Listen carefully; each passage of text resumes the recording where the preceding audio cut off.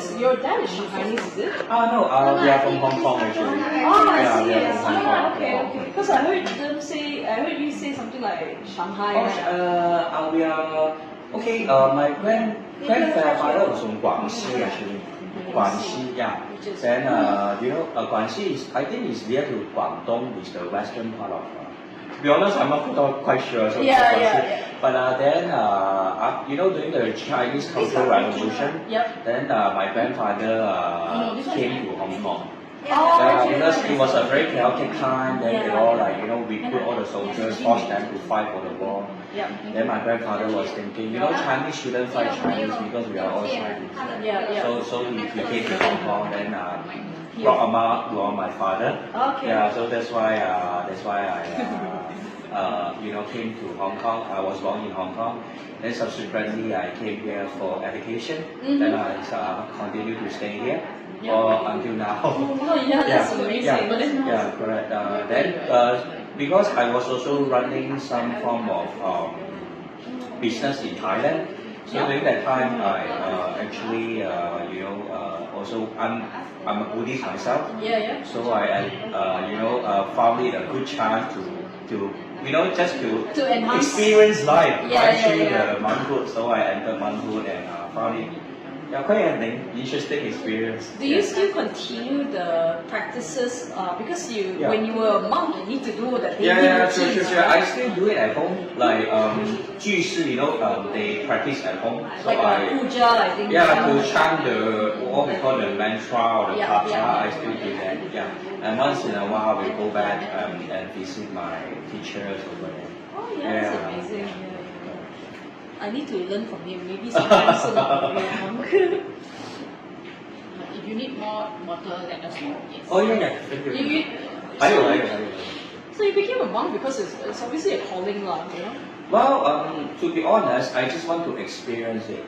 I just want to find it, because in Singapore it's not so easy to become a monk. Like an ordained monk. When I was there, I stayed near a temple, so I found it a rare opportunity. Then as well just experience life because life is short. You should experience different things, and maybe it's an eye opener. And indeed it was. Like during monkhood, every day one of my duty was to send the dead body to be burned in the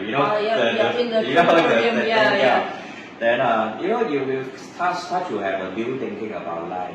Life is really short and fragile. What's the point? At the end of the day, what is it that is most important to us? But to different people, we all have a different priority or what means the most to us. But through this experience, I discovered myself as to what is really meaningful. What is it that I should place a higher priority towards? Like, what is it that is really worthwhile pursuing in life? So I feel it was a valuable experience. So that basically created the foundation for which you carried on towards providing the physical advice. Well, actually, all the while I has been doing this online. It was just a passion. It was just a hobby. But I don't know why it slowly snowballed to what it is today. I had never planned to be, into this trade. I had never thought that I would be into, this providing consultation to clients. They never thought of it before. It was really just a hobby. Then more and more clients came to me. They referred my service to their friends. Then because all the while actually I was residing in Thailand for my business.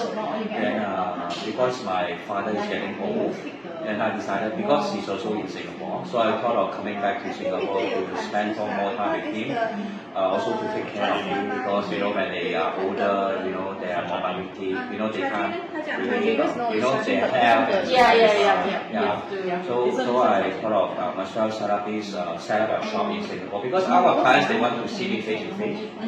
After the online consultation, they say they want to meet up with me face to face. Sometimes I don't know where I should go to meet them. You know, go to a restaurant. Sometimes it's a bit noisy. Then you have to pay for the clients have to pay for the drinks and food, and you know, not very conducive or. A lot of private issues. Yeah. So they don't want to. They may not want to have that in a public space. I found a place, you know, in City Gate. Yeah. I found it quite clean, you know, not too noisy. So I thought of, you know, just give it a try. You know, then I signed a contract with the, you know, the shop. You know, just for 2 years to, you know, see how it goes, and that's why it's quite funny, right? Because you never really asked to be in it. Yeah, I never thought to be in it actually. Yeah. Do you think, in a sense, you were meant to do this? Like it's a. I don't know, but I enjoy it. I enjoy sharing my knowledge. You know, at least because nowadays a lot of like pop culture, you know, a lot of hearsay, you know, a lot of misconception. Misconception. They always think that you are an astrologer, you are all out there to cheat money, right? But actually, believe this school of philosophy, there's so much we can use to better our life, to plan ahead for the future, you know, to improve our environment, to give us an edge in terms of competition. And why not? This is our ancient wisdom. There's a reason why it's been passed down for thousands of, you know, for thousands of years. If it is as a school of knowledge that is no use, is useless or absolute, through the process of revolution, you know, even information, there's a process of revolution. If it is not useful, it will be discarded it will be given up by people and be absolute or obsolete. But why is it that it's still being passed down for thousands of years? It's because there's some kind of useful value inside that we, as you know, people living in the modern context, can still apply to improve our life. So that's the reason why I feel my point of view is that I have an interest in it, and I hope that I can share what I know is helpful or authentic. Astrological knowledge or Feng Shui knowledge to help my clients or whoever who has the ability to cross paths with me. Yeah, and I'm happy doing so. I enjoy doing it. Yeah. It's quite. It seems like you've always had that background in, or that intent rather to help people. Yeah, correct. Yeah. So that's the reason why I have been doing it. Yeah. Very interesting. Yeah. Oh my gosh. Because I started learning recently as well. Okay. Yeah, because I believe for your project you really did. You just. Okay. Yeah, I mean for your project, right? I know, right? Because I met with Vanessa, met with Douglas, met with one more girl is Florence. Yeah, Florence. Yeah. If you all need any information, just feel free to let me know. Okay. Because, it's very difficult for this school of knowledge, right? It's not like you read up, then you'll be able to understand it completely. Yeah. There are a lot of things that can be very confusing at the start. Yeah. So I know Vanessa has been struggling also to understand what is Zi Wei Dou Shu and what stars they mean in what domain. You know. I have her chart, by the way. Oh yeah. Do you wanna? I read her chart already. Read already. Yeah, I have all of the. Really, you really need to. How do I put it? It's like it's not easy to penetrate into the core philosophy. It's like there are a lot of information you need to sort out as to what is authentic, what is truthful. But don't worry, if you have any questions, just feel free to ask me anytime. Okay. Yeah, that will guide you on. How does Thai astrology differ from the Chinese one? Well, Thai astrology is actually not that different because if you know about the history, right, how this astrology evolved, is that it started from India. Oh, Vedic. Then one school of for the astrology passed to Thailand, the other school passed to China. So basically the stars that they are using are very similar. And in the different domains within the chart, even the palaces, they are like using the same format. For the Thai one, they usually will include the deities into the chart, like Rahu, Ketu, things like that. But in terms of Zi Wei Dou Shu, it incorporated the yin and yang aspect and the 5 elements aspect into the chart. So in a way, the mechanism of how to interpret is basically very much similar.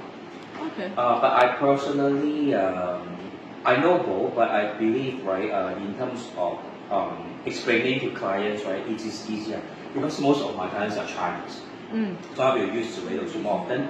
And 紫微斗数 is also very connected with BaZi and Feng Shui. Yeah. It's quite aligned, right? Like BaZi and Zi Wei Dou Shu have a lot of similar stars. Yeah. Not similar, sorry, the same stars. Yeah. A lot of them are shared. True. And the element part as well, and the whole belief system of the 5 elements. True.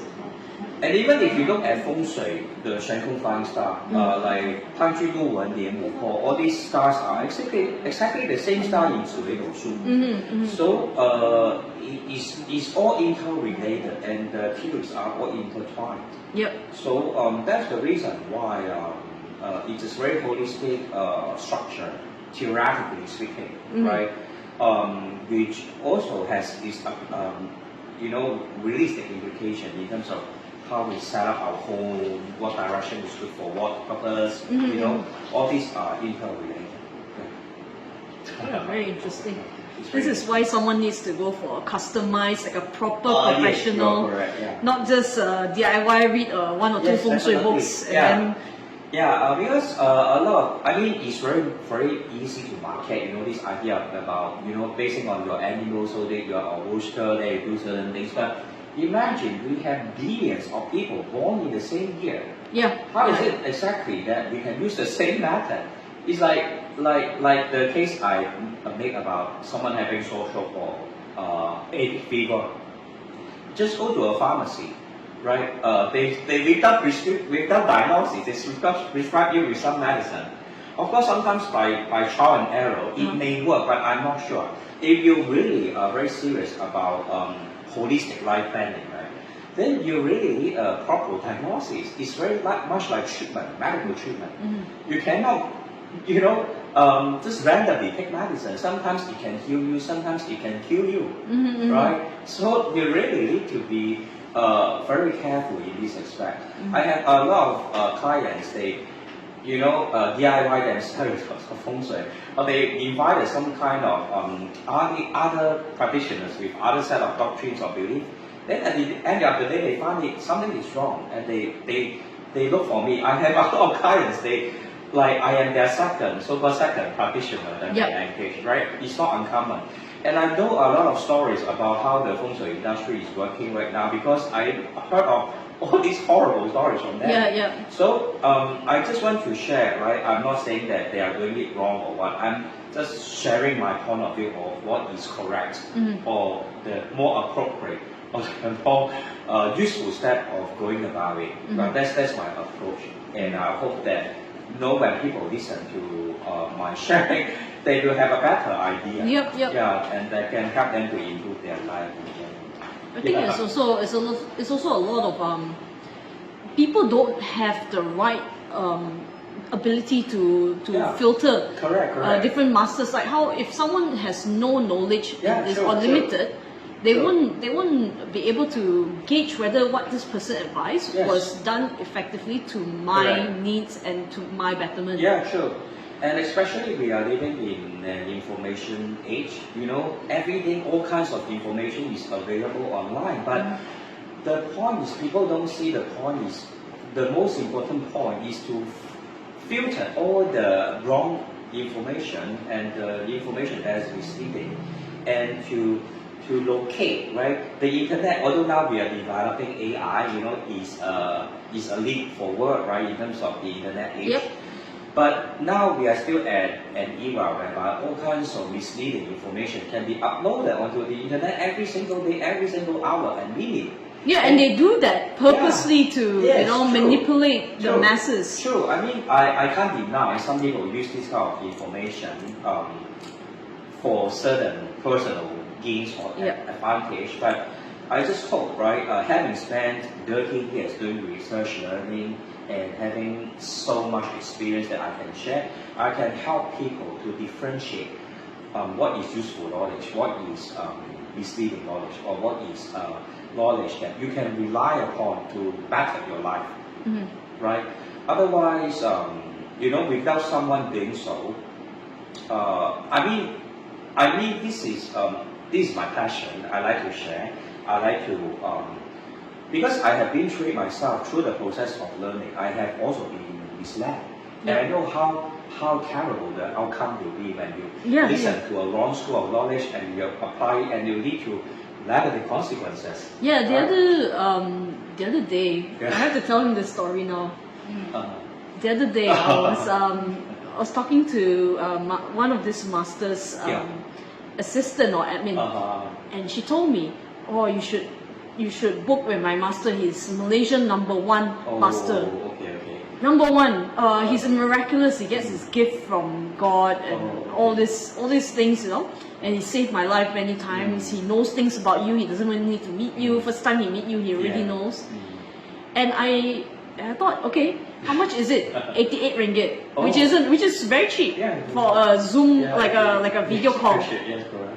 For a video call. Correct. And then when I got on the video call, before I got on the video call, I took a picture of my palms, and then he told me, based on my palm, I'm being attacked spiritually. Like there's entities, there's two entities. And he described, one is from the mountain, one is a fox. Oh, okay. And he said the mountain one has been following me for many years, for 3 to 5 years, about that, from overseas. And the fox one, and I don't know where it comes from. He said like something in my hand, you know, there's a face, blah blah blah. And then I asked him, what he told me only I can solve the problem. And then I asked him, okay, how much does it cost to solve this? 6,888. Well, I have to be honest, this is not an uncommon practice, even in Singapore. And then he told me, because I obviously don't believe him, he told me, if you don't believe, go to the mountain and feel. Well, I have to be honest, even in Singapore, it's very harmful. Like someone is 7 months, you want me to go to a mountain and pick up something from there? For nothing to be something, you know? This is what I call they are leveraging on the principle of, you know, of course in psychology we call it positive reinforcement or negative reinforcement or classical conditioning. They plant fears into your heart, then lead you as a client to engage their service. And this is not uncommon. Even in Singapore, a lot of practitioners are providing free of charge BaZi, Feng Shui consultation, and then invite you into the shop, tell you that, oh, very negative developments is going to befall you, and then you must purchase this jade at $28,000. Right?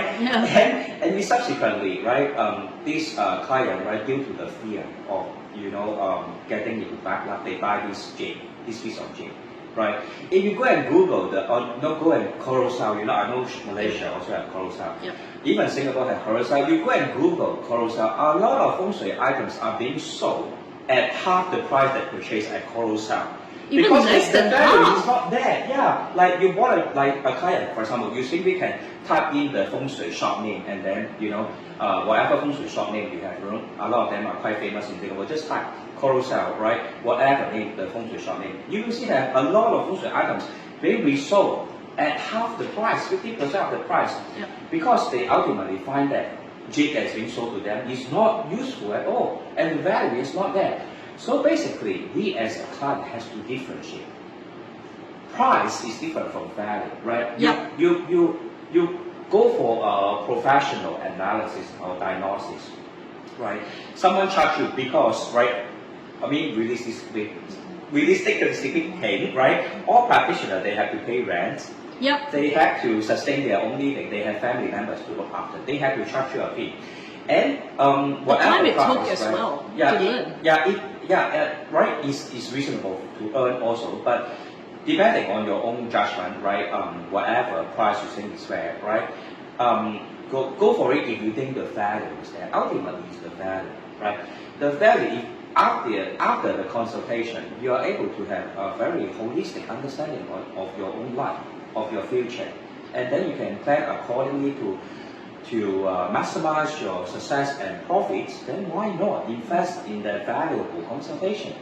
It's not about price, right? You can get a free BaZi reading, free Feng Shui analysis, but is there any value in it whereby the practitioner may mislead you by twisting the consultation, distorting the consultation in a way to bend your will, to submit to their request or their demand, to hard sell, right?